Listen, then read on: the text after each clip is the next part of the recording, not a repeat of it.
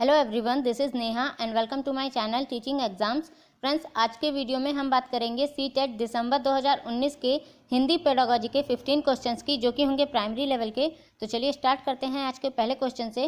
पहला क्वेश्चन है, प्राथमिक स्तर पर बच्चों की भाषा का आकलन करने का उद्देश्य है। नंबर 1, उसकी पठन क्षमता का आकलन। नंबर 2, उसके भाषा प्रयोग की क्षमता का आकलन। नंबर 3, उसकी लेखन क्षमता का आकलन। या फिर नंबर 4, उसकी बोलने की कुशलता का आकलन। तो पूछा जा रहा है कि प्राथमिक स्तर पर बच्चों की भाषा का आकलन करने का उद्देश्य क्या होता है। तो ऑप्शन 2 सही हो जाएगा, उसके भाषा प्रयोग की क्षमता का आकलन।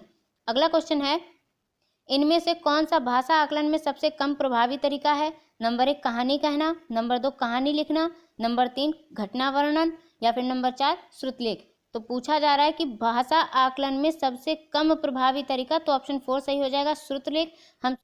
हम श्रुतलेख में वर्तनी का आकलन कर सकते हैं, लेकिन भाषा का आकलन नहीं कर सकते हैं, इसीलिए ऑप्शन 4 सही होगा।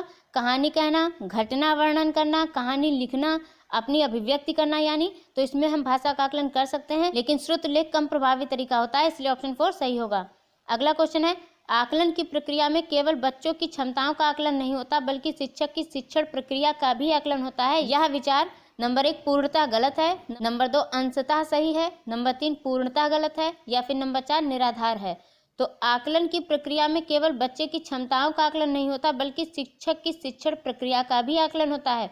यह विचार पूर्णतः सही है, ऑप्शन नंबर 1 सही हो जाएगा। अगला क्वेश्चन है, रीमा ने तीसरी कक्षा में पढ़ने वाली रितिका की भाषा क्षमता, भाषा निष्पादन संबंधी क्रमिक प्रकृति का ब्यौरा उसके अभिभावकों को दिया। रीमा ने किसके आधार पर यह जानकारी दी। तो ऑप्शन नंबर 2 सही हो जाएगा, पोर्टफोलियो। अगला क्वेश्चन है, पहली कक्षा में डैश भी लिखने के अंतर्गत आता है। नंबर 1 वाक्य लिखना। नंबर 2 शब्द लिखना। नंबर 3 अक्षर बनाना। या फिर नंबर 4 चित्र बनाना। तो पहली कक्षा में चित्र बनाना भी लिखना के अंतर्गत आता है, तो ऑप्शन 4 सही हो जाएगा। अगला क्वेश्चन है, प्राथमिक स्तर पर पढ़ना सीखने में सबसे कम महत्वपूर्ण क्या है। नंबर 1 अनुमान लगाना। नंबर 2 संदर्भानुसार अर्थ। नंबर 3 अक्षरों की पहचान। नंबर 4 पढ़ने का उद्देश्य।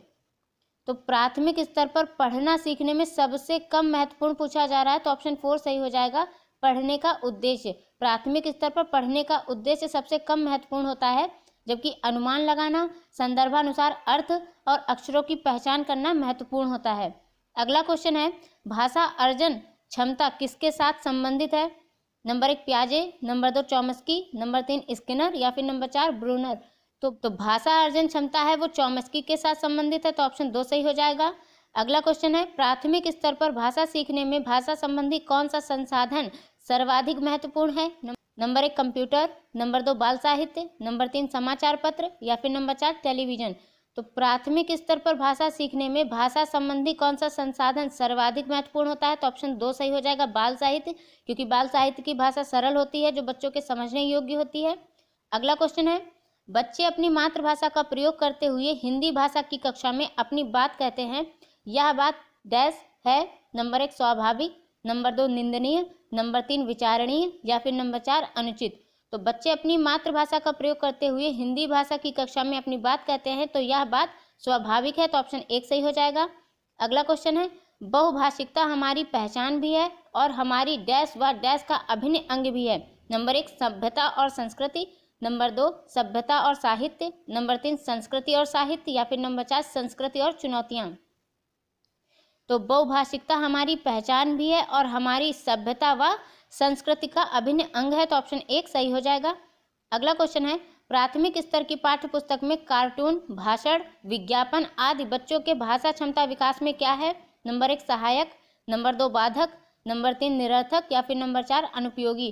तो प्राथमिक स्तर की पाठ्य पुस्तक में कार्टून, भाषण, विज्ञापन आदि बच्चों के भाषा क्षमता विकास में सहायक होती हैं, तो ऑप्शन 1 सही हो जाएगा। अगला क्वेश्चन है, 5वीं कक्षा की सुहानी पांचों, किन्हें, आंखें, दोनों आदि शब्द लिखती है, आप सुहानी के लेखन क्षमता के बारे में क्या कहेंगे। नंबर 1 वह अनुनासिक चिन्ह का प्रयोग बिल्कुल नहीं जानती। नंबर 2 वह अनुनासिक चिन्ह के प्रयोग के प्रति सजग है। नंबर 3 वह अनुनासिक चिन्ह के प्रयोग के प्रति लापरवाह है। नंबर 4 वह अनुनासिक चिन्ह के नियम का अति सामान्यीकरण करती है। तो देखिए, 5वीं कक्षा की सुहानी पांचों, किन्हें, आंखें और दोनों आदि शब्द लिखती है, तो आप सुहानी के लेखन क्षमता के बारे में क्या कहेंगे। तो ऑप्शन नंबर 2 सही हो जाएगा। वह अनुनासिक चिन्ह के प्रयोग के प्रति सजग है। अनुनासिक चिन्ह क्या होते हैं? बिंदु, चंद्र बिंदु, विसर्ग, ये सब अनुनासिक चिन्ह होते हैं। अगला क्वेश्चन है, विद्यालय में भाषा शिक्षण के लिए कोई कार्यक्रम शुरू करते समय सबसे महत्वपूर्ण क्या है? नंबर 1, बच्चे की लिखित क्षमता को पहचानना। नंबर 2, बच्चे की सहज भाषाई क्षमता को पहचानना। नंबर 3, बच्चे की सहज मौखिक अभिव्यक्ति को पहचानना। या फिर नंबर 4, बच्चे की पठन क्षमता को पहचानना। तो देखिए, विद्यालय में भाषा शिक्षण के लिए कोई कार्यक्रम शुरू करते समय सबसे महत्वपूर्ण होता है कि बच्चे की सहज भाषाई क्षमता को पहचानना और उसके अनुरूप कार्यक्रम शुरू करना। तो ऑप्शन 2 सही हो जाएगा। अगला क्वेश्चन है, कई बार बच्चे जब स्कूल आते हैं तो 2 या 3 भाषाओं को डैश और बोलने की क्षमता से लैस होते हैं। नंबर 1, पढ़ने, नंबर 2, लिखने, नंबर 3, रटने, या फिर नंबर 4, समझने। तो कई बार बच्चे जब स्कूल आते हैं तो 2 या 3 भाषाओं को समझने और बोलने की क्षमता से लैस होते हैं। तो ऑप्शन 4 सही हो जाएगा। आज का लास्ट क्वेश्चन है, किसी विषय को सीखने का मतलब है उसकी डैश को सीखना, उसकी डैश को सीखना। क्या मतलब? ऑप्शन 1 है अवधारणा और विषय वस्तु, नंबर 2 विषय वस्तु और उपयोगी, नंबर 3 अवधारणाओं और शब्दावली, और नंबर 4 शब्दावली और विषय। तो देखिए, किसी विषय को सीखने का मतलब होता है उसकी अवधारणाओं को सीखना और उसकी शब्दावली को सीखना। तो ऑप्शन नंबर 3 यहाँ पर सही हो जाएगा। तो ये थे 15 क्वेश्चंस हिंदी पेडागोजी के। होपफुली फ्रेंड्स आपको सारे क्वेश्चन समझ में आए होंगे। और अगर आपको यह वीडियो अच्छा लगे तो मेक श्योर मेरे चैनल को सब्सक्राइब करें, वीडियो को लाइक करें और बेल बटन को प्रेस करना ना भूलें ताकि मेरी नई वीडियोज़ की नोटिफिकेशन आप तक पहुँच सके। Till then bye, take care and thank you for watching.